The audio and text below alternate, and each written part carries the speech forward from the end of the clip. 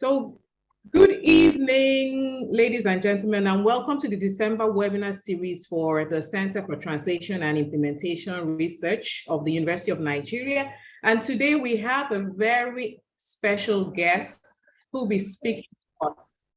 Our guest is no other than Dr. Chime Nnadi. He's a global public health expert who currently leads the U.S. Vaccine Medical Affairs Organization at Janssen, which is a pharmaceutical arm of Johnson & Johnson. He trained as a physician at the University of Port Harcourt here in Nigeria, where he found his calling to be a career in public health.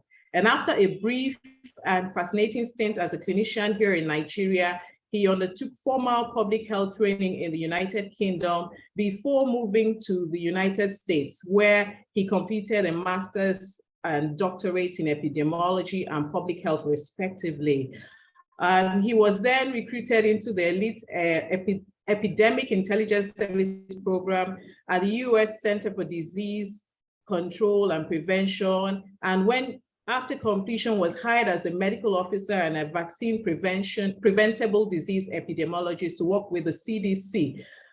In 2018, he was recruited into Merck & Co. and the global vaccine pharmaceutical giant, where he served as a global medical director for new vaccines. And with the onset of the COVID-19 pandemic, Dr. Nnadi was hired to set up and lead the Johnson & Johnson U.S. Vaccine Medical Affairs Organization for the entire vaccine program.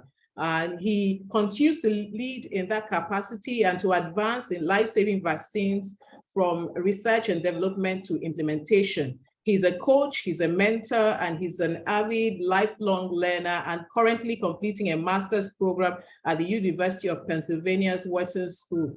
I'd like you guys to join me to welcome Dr. Chime Nnadi. Thank you so much, Dr. Nnadi, and you're welcome to the webinar series. We're all ears to hear what you have to tell us today. Thank you so much.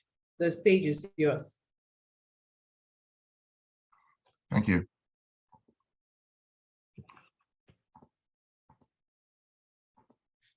Welcome, sir. Thank you so much, everyone. And I'm really delighted to be here today to share a few thoughts on the topic that I've been assigned, which is pathways in medicine. I'm really thrilled to have this opportunity, and I'm really very grateful to the organizers of this event, the University of Nigeria, Enugu campus, the University of Nigeria Teaching Hospital, Healthy Sunrise, and everyone who has helped put this program together. So today I'll be talking about the pathways in medicine, and this is a topic of huge interest for me and a topic of immense fascination as well. When we ask people to think of what comes to mind when we talk about medicine, very often this is the image or the picture that a lot of us conjure up in our minds. We think of individuals in white coats or scrub suits, who attend to patients, provide clinical care, and generally work in a hospital or other healthcare related facility. 20 years ago, I was a medical student at the University of Pittsburgh, University of Port Harcourt School of College of Health Sciences. And as a member of the editorial board of our final year book, we asked individuals in the class what their plans were for post-medical school. And this is what we saw. I just analyzed this data last week.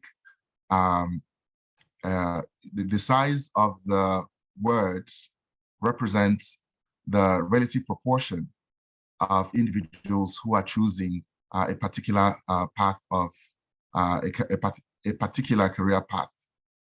And so in this instance, you can see a lot of people wanted to pursue a career, focused on doing some sort of residency, not otherwise specified. When you look a little bit further, you can see a substantial number were interested in obstetrics and gynecology. Lots of people also were interested in surgery. There were individuals who were interested in pediatrics. But I think when you kind of look a little bit further, you find something like this. A substantial number of people in the class at the time were really interested, not necessarily in the practice of medicine per se, but in migrating from Nigeria or Port Harcourt at the time to go to the United States, to go to Canada. Other people just thought they wanted to go abroad, not, again, the country not specified. And certainly you saw people who said not in Nigeria. And now, I just kind of wanted to comment on this a little bit in the sense that this is an issue of urgent national importance to us in Nigeria right now, and something that we've been having a lot of conversations around. This idea of potentially a brain drain. I don't know how much data there is out there, and I don't know how much research there is around this topic, but certainly the data apparently is there. We need to kind of find ways to analyze this. We need to kind of find ways to understand what these interests, these trends, and what we can do to ensure that we continue to serve the population in Nigeria very well. That's a digression. Going back to the topic for today, I did mention that, quite a number of people, actually 90% of the class, were interested in some sort of clinical practice experience and clinical practice pathway. But this is not just in Nigeria alone. As I was preparing for this talk, I also had to visit the website of the Association of American Medical Colleges. And interestingly, they had a topic, they had a page that mirrors our topic for today, which is careers in medicine. And as I looked through, you can see the box under, you have, this is the American Medical Colleges advising medical students on what to do once they are ready to finish their program, when they are about to finish their program. And as you can see here, you have it says, number one, understand yourself. And when I saw that, I thought, this makes a lot of sense. You need to understand yourself. Number two, explore all your options. And I thought this makes a lot of sense. You need to know about career options that exist, and you need to make very well-informed decisions. We also saw choose your specialty, and I was beginning to get very curious about what this means. And number four, it says prepare for residency, which I thought was fascinating in many ways, as it almost mirrors what we saw looking at that data from the University of Port Harcourt 20 years ago. So what exactly is medicine? Well, the dictionary gives us some idea here. And as you can see, it says medicine is the science or the practice of the diagnosis, treatment, and prevention of disease. And whilst we generally understand this to be the definition of medicine, in practical terms, this has not always been the experience of many. I think to a large extent, the practice of medicine has been limited solely to clinical practice or bedside practice, and more recently, some sort of movement away from the bedside. What's important here, though, is the fact that when you think of medicine and you kind of break down this definition, you can see how very far encompassing this career pathway is. It is the science of the diagnosis of diseases. It is the science of the treatment of diseases. It is the science of the prevention of diseases. It's also the practice of the diagnosis of diseases. It is the practice of treatment of diseases. And certainly it is the practice of the prevention of diseases. And when you begin to grow all of these, you can also begin to think of how we even fund health, how we fund health and healthcare, which takes us into a very different dimension. In my mind, having thought about this for a long time, and having taken very diverse pathways in pursuing my own personal medical career, I've thought about how our definition and our understanding of the practice of medicine has been one that is focused on the industrial age. The industrial age, or the industrial age economy, is one that really was focused on, individual. I think is clearly illustrated by what you have here, which is a train track. So individuals very early on chose what they wanted to do. So if you worked in a factory, for instance, you chose to go in the factory direction. Maybe your job in the factory was to shovel coal into a big machine, and you did that for the rest of your career. Or maybe your role was to kind of package goods, and you did that for the rest of your career. And as you can see on this picture, you have bolts, with which you have essentially bolted your career pathway and made a decision that almost takes you to a certain set definition. Applying this to medicine, we can also see how our general understanding and thinking of medicine is one that's sickness focused. There's a fixated pathway. It's typically unidirectional, and there is a set destination. In other words, you can be a consultant pediatrician, do your best, work really hard, and retire after 30 years doing pediatrics, which I think to a large extent is really phenomenal. But the world now lives in a new era. In fact, the era we live in is known as the knowledge era, or the knowledge economy. I'm sitting here today in Philadelphia, USA, and I'm speaking to folks from different parts of the world. I do know that I have colleagues, that have told me that we're going to join this conversation from Europe. Certainly, we have folks joining in from Africa, and indeed, we have a couple of my colleagues who texted to say they were going to be joining from Asia as well. So, all of this is made possible by the explosion in knowledge. And that kind of reflects where we are as a people and as an industrialization that we now live and inhabit in this knowledge economy. What are the knowledge economy pillars? What are they? Well, I want to tell a story about when I started as a fellow at the University of Pittsburgh Medical Cancer Institute, where I was a PhD fellow for about 4 years.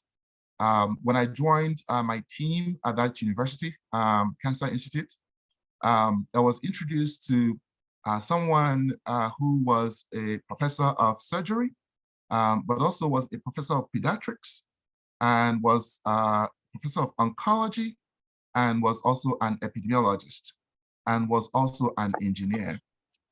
When I looked at this person's profile, they actually studied engineering. And so I went to my boss to say, look, this guy is an engineer, but somehow he has the title of a professor of surgery and also a professor of pediatrics. How is that possible? And my boss then laughed and said, well, he's made a lot of contribution to the area of pediatrics, enough that he's been awarded a professor in the pediatric specialty. And of course, in oncology, he's also made a lot of contributions that advanced the science of oncology, and that's why he is a professor of oncology. And in surgery, especially in oncological surgery, this engineer has helped pilot and train people on how to improve outcomes as far as surgery was concerned, and therefore he became a professor of surgery as well. Again, this person only trained in engineering, but had professorships, not just in engineering, but also in diverse fields of medicine. Well, after a few weeks, I went back and said, look, this I understand this, makes sense to me, but how about doctors? Are there doctors who are also professors of engineering?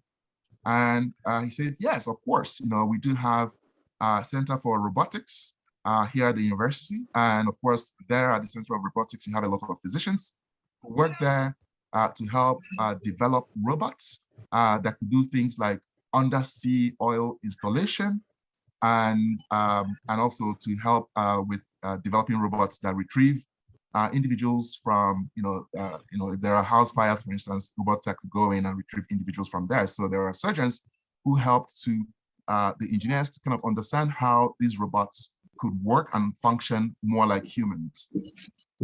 What's the point of all of this? Well, in the knowledge economy, innovation is important. Innovation is critical. Human capital, so highly trained, highly qualified human capital, is critical.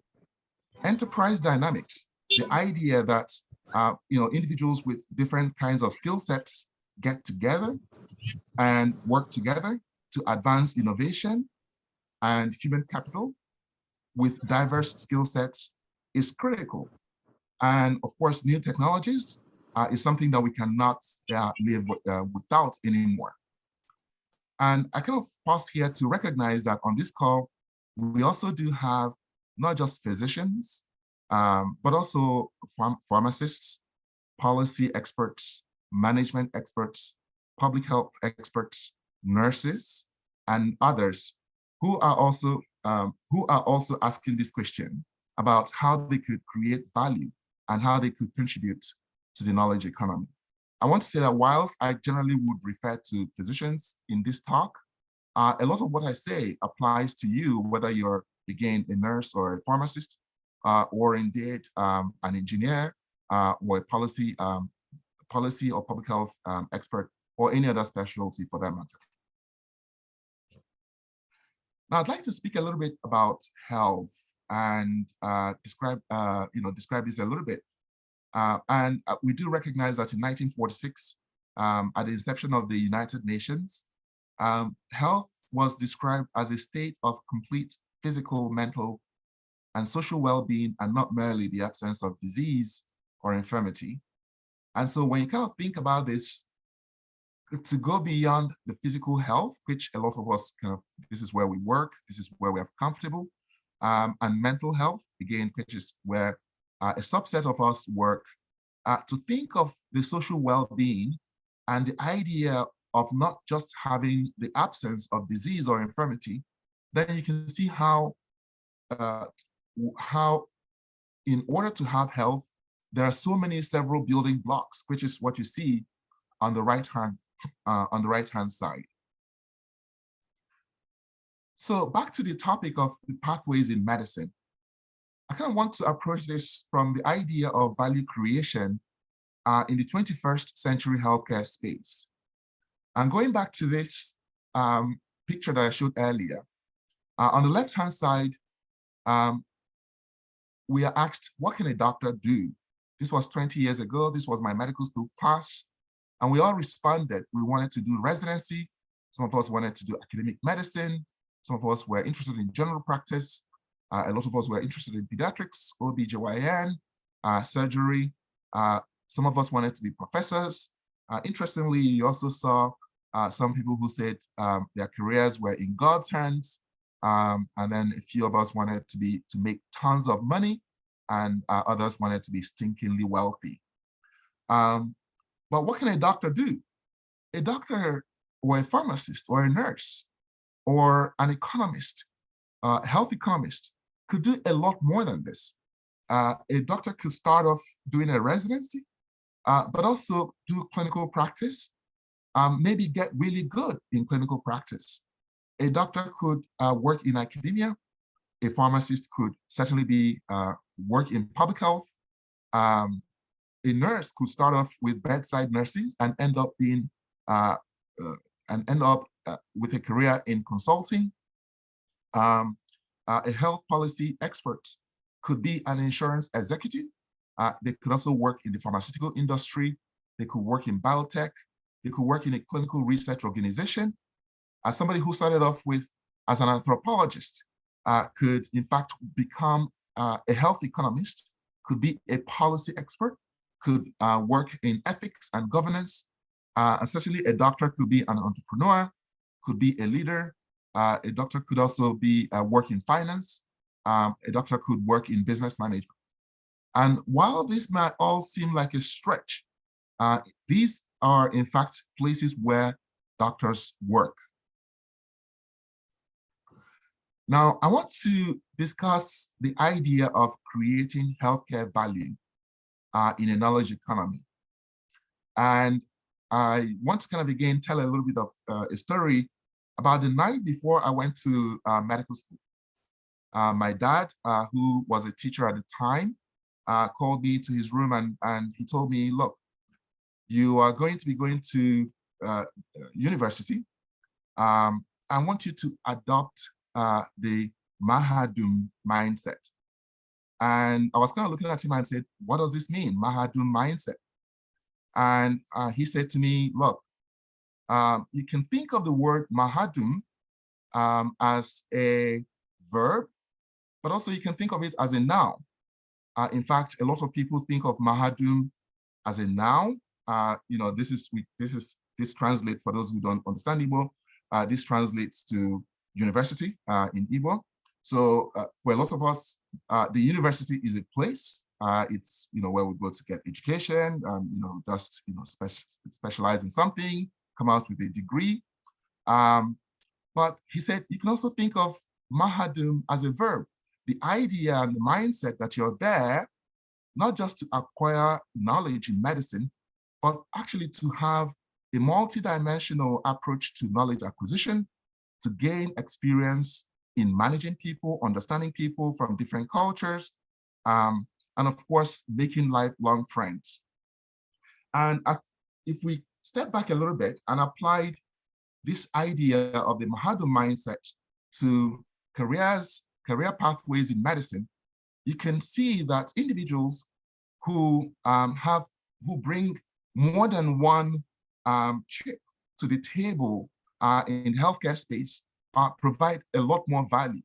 So individuals who are clinicians, but also have expertise in consulting, certainly bring a lot more value, certainly have a lot more experiences, certainly get paid a lot more, and certainly have more opportunities beckoning at them. Individuals who are nurses, but also have experience in the pharmaceutical industry, certainly get paid a lot more, certainly have a better quality of lives in the careers that they choose, and certainly have more opportunities than individuals who have done bedside nursing all of their lives. And that's not to say that clinical medicine or choosing one career pathway is not great or something for us to pursue, but it's important that we adopt this Mahadum mindset wherever we are, whether we are starting off in our careers or indeed if we are far advanced in our careers, that the idea that there is in fact this thing called life-wide learning. Now that we are almost going to half of our time spent, I want to kind of begin to go a little bit deeper into the conversation that we're having today, which is how do you really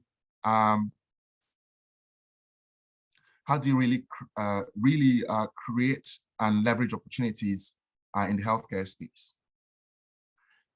Now, a lot of what I have here are things that I've learned through trial and error in my own professional pathway, and I'm going to be sharing a little bit about that in a minute. But the first thing to understand, the first thing to do would be to understand the setup. So if you're a nurse and you move from Nigeria to the United Kingdom, or you move from Nigeria to the USA, it's important that you understand the setup in the USA, in the sense that what you know as the primary thing nurses do, which is work in a healthcare facility, potentially as a bedside nurse, might be a little bit different.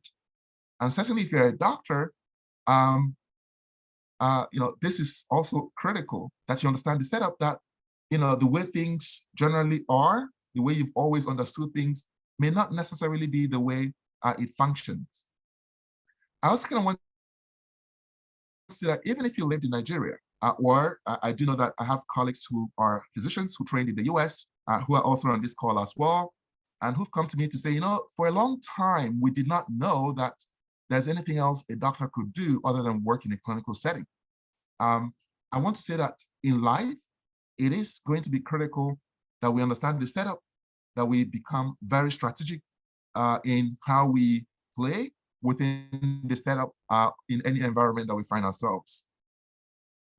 The second thing I'd like to point out here is this idea of continuous learning or life-wide learning. So it's not enough to say, oh, well, I went to medical school and I came out with an MBBS or an MD degree.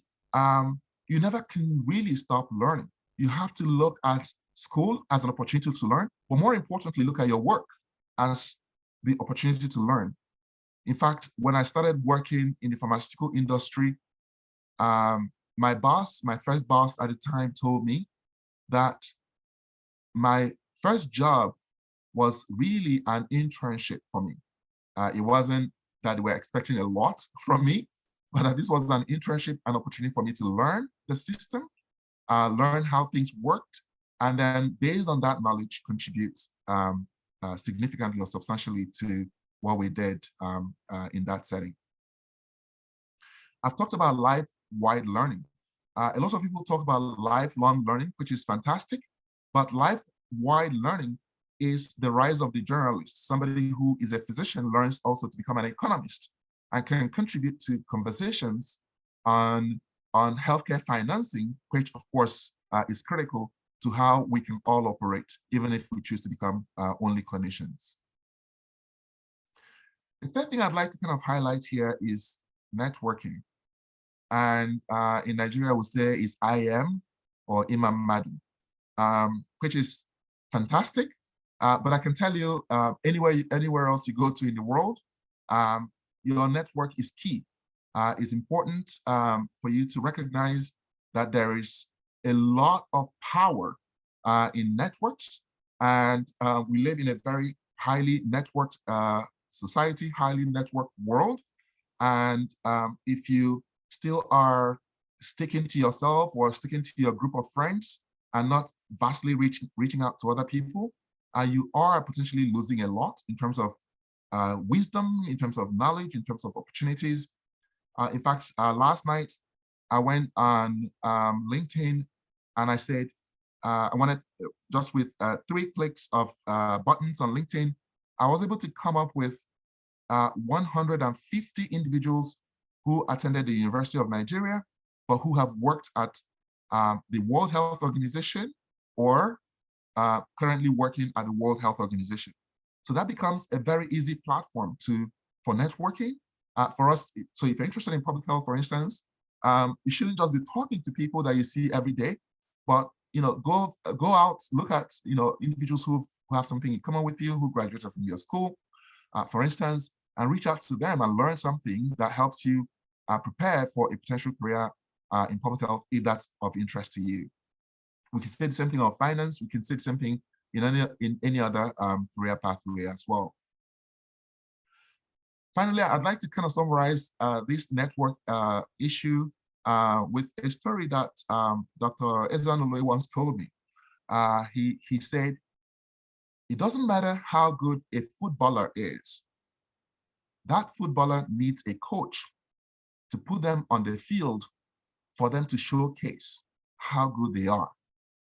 I'd like you to reflect on that a little bit and hopefully understand the power of networks. The next thing I'd like to kind of talk about is the idea of hard work. Very often, in Nigeria, and I think even here in the US as well, you find that once we graduate from a medical school or pharmacy school or nursing school, and then perhaps become attending physicians or consultants, we say things like, well, the authority in this field. I have never seen I've never seen or heard any statement that is more dumb, and apologies for that harsh use of word, than that, because the smartest people you meet in the world are people who tell you we are still looking to learn something, and we're looking to improve. We're working hard to understand the things that we don't know, and we're working hard to optimize the things that we already are doing very well. And that goes to something we talk about here at Johnson & Johnson, when every year we kind of get together at the end of the year as managers, and we kind of look at people and we say, how can we reward people? What sort of bonuses do we give them? What sort of stocks do we give them apart from their salaries? We make those decisions based on three key metrics. The first is the person's performance. So what sort of performance has this person put in this year? This person has worked really hard. But then you ask the question, what sort of image does this person have? Is this somebody that treats other people with respect? Is this somebody that works well with others? You ask the question of exposure. Has this person published anything? Has this person spoken at any conferences? Has this person presented at any lectures this year? Has this person done anything that exposes the skill sets that they have and also brings a better shine to the image of the company? So always think about image, always think about exposure as you think about your performance. The second to the last thing I'd like to kind of talk about is the idea of risk taking and the idea of embracing uncertainty.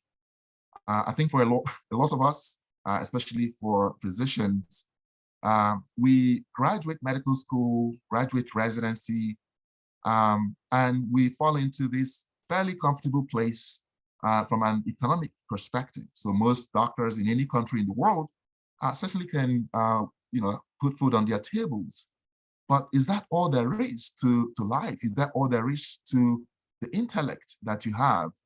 Could you do something different? Could you expand your knowledge? Could you do something that, is challenging to you from a sort of personal economical perspective, or even just something about the skill sets that you have?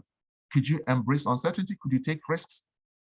The truth is, there really is nothing worth doing that doesn't involve some degree of risks. And taking very calculated risks will be a critical factor as you explore opportunities within medicine, within pharmacy, within any other specialty of interest for you. The last thing I'd like to speak to before I start closing is the idea of cultivating mentorship.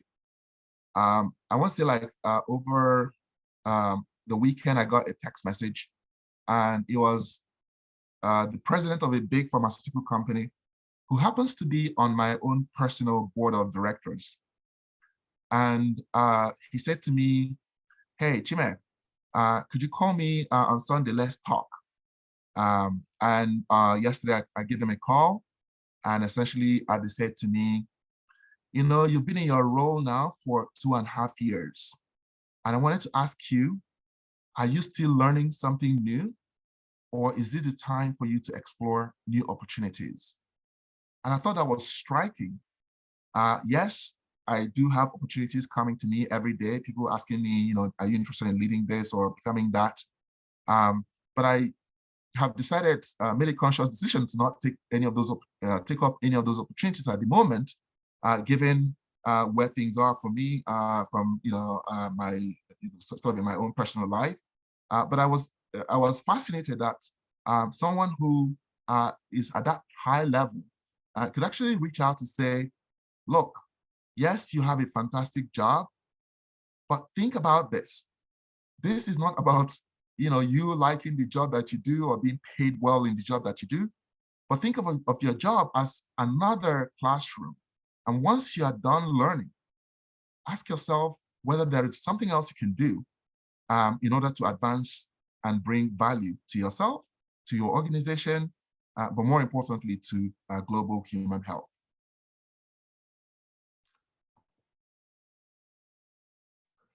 So I'd like to conclude this presentation now by just discussing a little bit about my own personal career journeys. I want to say that I've made a lot of mistakes in my personal career journey. I want to say that when I started, I did not know a lot of what I know now. And so just like the people of Israel, a journey that could have taken 40 days certainly has taken 20 years and counting. And I'm one, enjoying it, but secondly, I wish I knew better some of the things that I know now, because that could have influenced the kind of decisions I made in my career journey.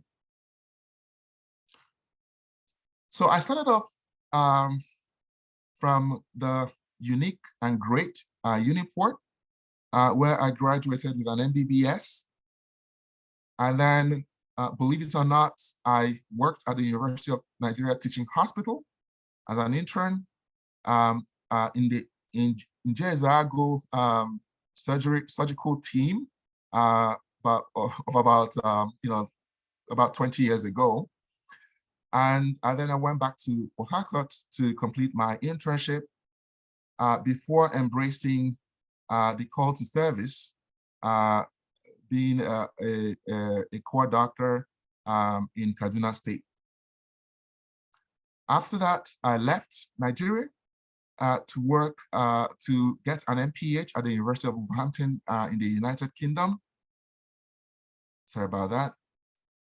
And then moved to the US after 2 years to the University of Pittsburgh, where I gained a Master of Science in Epidemiology and a PhD in Public Health. I then went to the CDC, the US Centers for Disease Control and Prevention, where I worked as an Epidemic Intelligence Service Fellow. So this was a public health fellowship. And if you know anything about the CDC and the EIS program, this is how the US trains its future public health leaders. After my EIS fellowship, I worked at the CDC for 2 years with a lot of secondments to the World Health Organization, so lots of travel around the world. In total, I spent 6 years at the CDC before moving to work in the pharmaceutical industry. I've been here for about 5 years now. I started off working as the Global Medical Director for new vaccines and new products at Merck. And now, I am the Senior Director and Head of Vaccines in the US for Johnson & Johnson. I did say something about travel. So this is me at the Taj Mahal in India. And in spite of a very busy sort of work environment and commitments, I do find time to have a lot of fun, especially with my kids. So that's us at a picnic. And now that's Christmas, we'd like to say Merry Christmas to everyone on the call. I also am a reviewer for a number of public health journals, including the British Medical Journal. And currently I have decided also to learn a little bit of medicine, a little bit of management, and a little bit of business by signing up to the Executive MBA program at the Wharton School of Business at the University of Pennsylvania.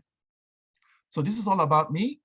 And I do have a few resources here about opportunities at the US FDA for US citizens and non-citizens. And these are all potential pathways for individuals who might be interested. I'm happy to entertain questions around this. A number of opportunities at the CDC in terms of fellowships that somebody who lives in Nigeria could apply to, or somebody who lives anywhere else in the world, including here, of course, in the US or the UK. I work in the pharmaceutical industry right now. There are a lot of pathways to getting into the pharmaceutical industry. There are pharmaceutical fellowships, and I do have a number of them listed here. If you're interested in consulting, McKinsey has a consulting service, a consulting recruitment service for physicians and individuals with PhDs. And so if you're interested, this could be a very a good link for you. And I'll be happy to entertain questions and answer other questions around these career pathways. I'd like to also, again, thank everyone who's participated in the call, for the people who give me the opportunity to be here today. I know there are lots of questions. Potentially people have been raising their hands. I do see that. I want to say that this has been a pleasure, and hopefully at some point in the future, we can speak more to a career in the pharmaceutical industry, which I'll be more than happy to discuss extensively opportunities and pathways therein. Thank you so much. It's time for questions.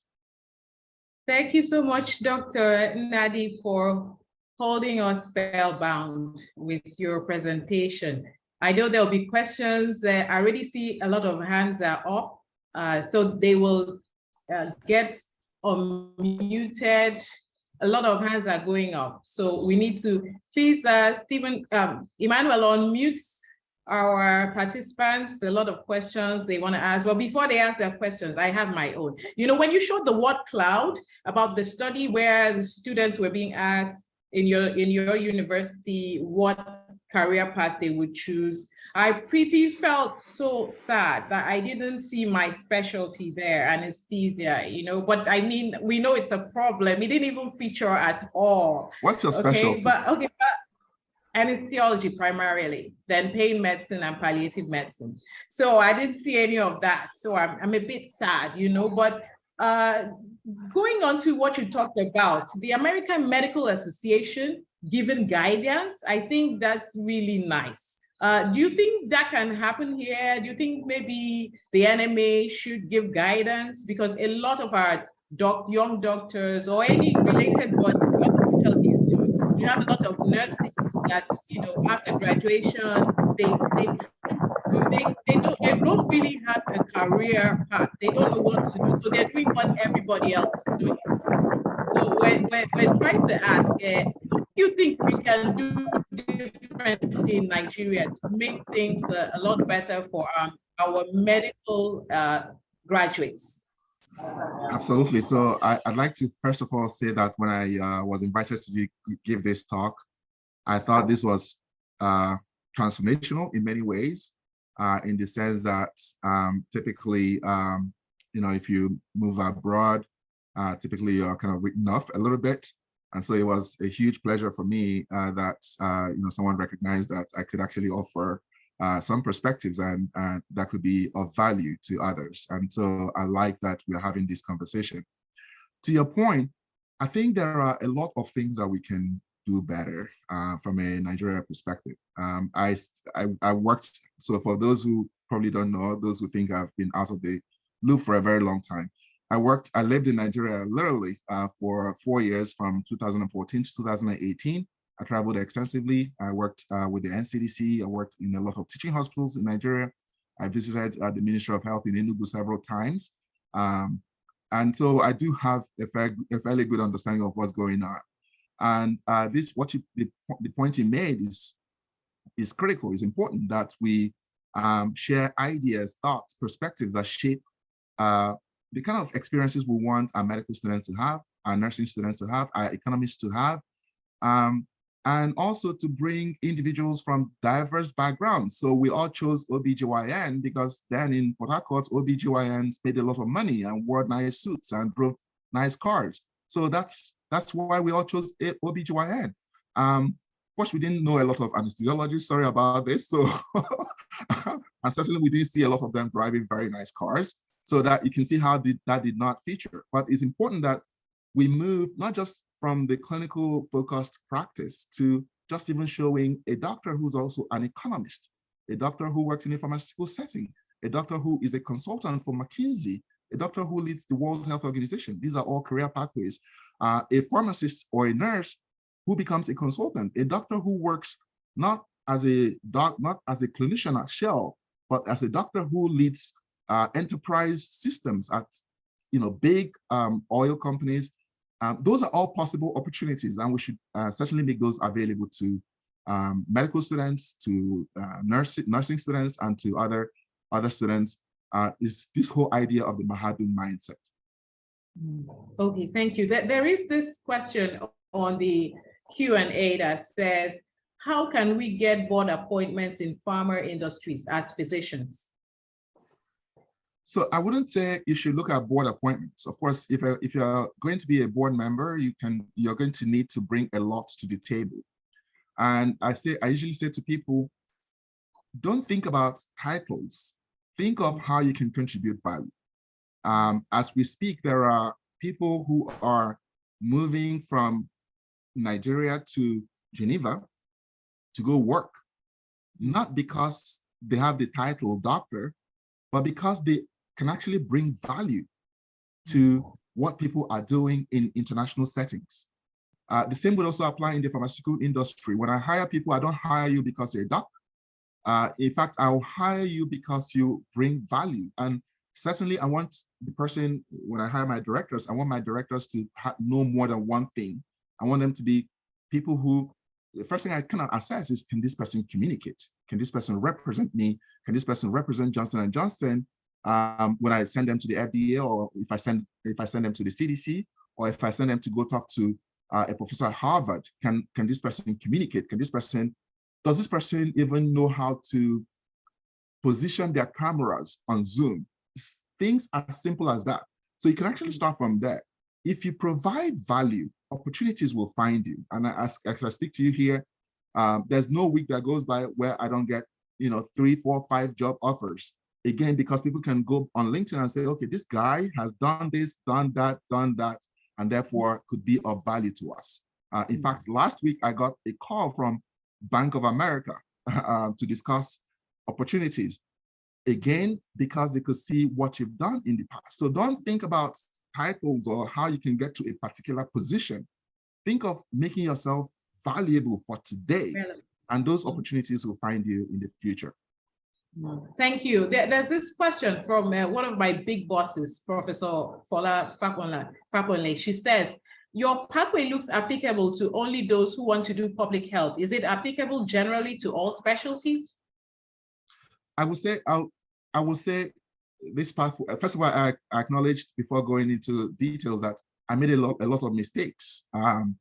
Certainly now I have like 3 master's degrees. Those would have been opportunities for me to go work in different industries. Maybe I could have done a little bit of work in insurance, for instance, or in finance a little bit, or in health economics a little bit, just to gain additional tools instead of spending a lot of time in school. So I would say school is important, but don't think about the only pathway as that of going to school. Look at fellowships, look at internships. I just shared a few fellowship opportunities at the US FDA and the US CDC. So if you had those opportunities, it's much better than getting a master's degree for sure. And sometimes all you need is just your doctor, your MD, your MBBS here in the US is a very strong, is weighted much higher than a PhD by far. And so with your MD and maybe a little bit of master's in something that's not necessarily clinically focused, say economics or whatever, you can chart a different career pathway. So it doesn't have to be what I did, which is littered with a lot of mistakes. It might sound fascinating to a lot of people, but now looking back, I think I could have made wiser choices, if I knew what I know now, but which of course I did not know. Yeah, thank you so much for making that statement about the MBBS or the MD carrying a lot more weight than the PhD. As you would know, in Nigeria now, there's a storm brewing over relevance of PhD versus relevance of MBBS. There's that war right now. So thank you for letting us know that the MBBS has a lot of value in the US. I have a comment here before we now take the hands. A comment from the NMA chairman for Osun State, Dr. Adedapo Adetoye. He says that he appreciates you for this presentation and that the NMA, which is the Nigerian Medical Association, now has a committee that mentors younger doctors. Someone else, this is Dr. Kenechukwu Ugo Ezekwe, says that most students, young doctors, often see their consultants as unapproachable. How can we break this barrier? So I think I kind of touched on this a little bit, and I know it's a fairly sensitive topic. One of my mentors is Chikwe Ihekwazu, and when I worked with him, he'll say things like, the people who have a lot to offer are the ones who have the least ego. And so this whole idea of, I've arrived, I'm a consultant, I'm a professor, and I become unapproachable, it does a lot of damage. One, to the people who could learn a lot from you, but to you, the professor, the consultant, the attending physician, yourself. Because if you have that kind of attitude, this whole idea of networked capabilities, you lose a lot from it. I talk to people in my former role as global medical director at Merck. I used to fly people from Nigeria to the US just to attend an advisory board meeting. I could only do that if I felt like, okay, this person, one, has something to offer, but two, is also approachable. So if you kind of had an air around you or kind of felt like, okay, well, I've arrived and nobody can talk to me, I think certainly it does a lot of damage to you, because nobody, the things that can be of benefit to you in terms of what you can learn, in terms of opportunities that you can take advantage of, you don't necessarily get those. You limit yourself a whole lot with those kind of attitudes. And I hope that's something that's already changing at the moment, because again, here in the US and in any other part of the world, people generally are approachable, and people actually do a lot, go a long way to advance their students. I went to CDC because the chair of my department for my PhD came from CDC. And when I finished, he fought tooth and nail to say, look, I'm going to connect you to CDC. I think you're a fantastic person. And he kept bugging people at CDC until they said, oh, let's talk to this person that you've been talking about. But that's the story for another day. I hope that we do have these attitudinal changes, because they are also critical as well. Thank you. Okay, I'd like Professor Maduka Ugasoro, please unmute and ask your question. Okay, thanks, Tonia, for giving me this opportunity to speak. I also want to appreciate Chim Nadi. I hope you still remember we were together in India.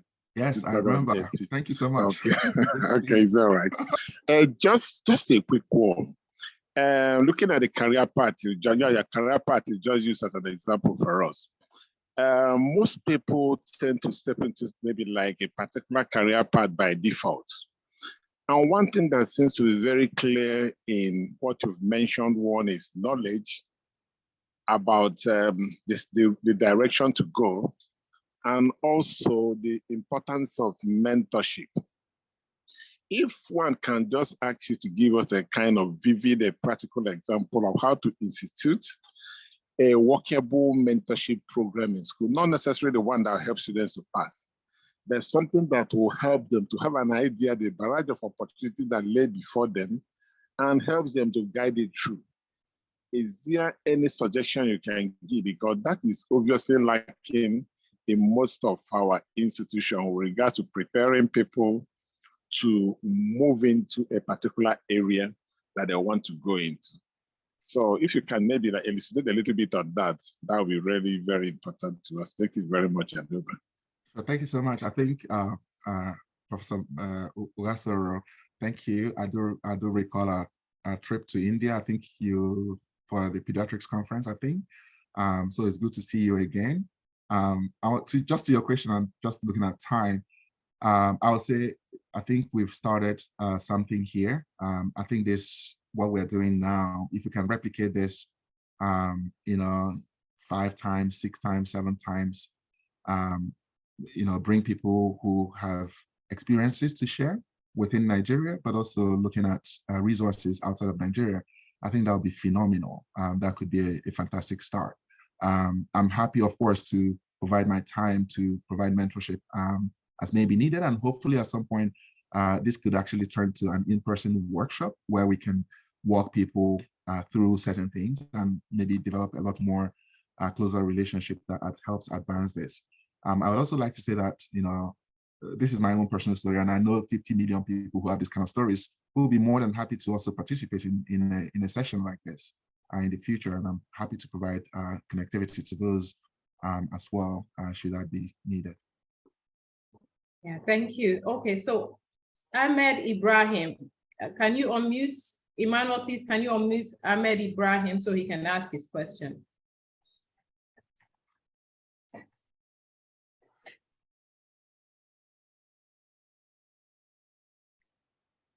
Okay, you can now unmute yourself, Ahmed.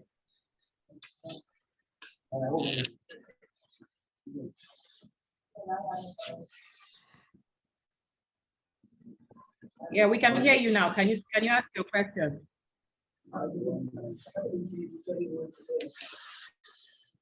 Hello, Ahmed Ibrahim, you can ask your question. You're live. We can hear you now.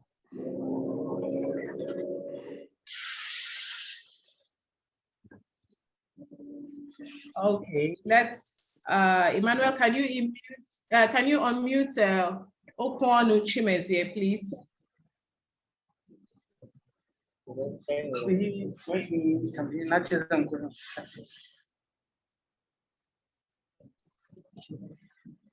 Okay. Okay. Like, Can you My name unmute is, the hands that are up, please, Emmanuel? Yeah. Yeah. Hi. Hi. Go ahead, Chimezie. Okay. Yeah. My name is Chimezie Okwonu. I'm a medical doctor. I work with Federal Medical Center Umuahia as a physician and nephrologist. Just to say thank you so much for the presentation. We can't hear you.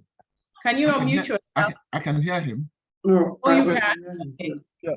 Go Just ahead. to say thank you so much for the presentation. I couldn't join so early, but the part that I met was so exciting, and I really feel good being part of this presentation. This is my first time of joining, and I got the link through the palliative Nigerian Palliative Care Forum. And just to say thank you for the insights.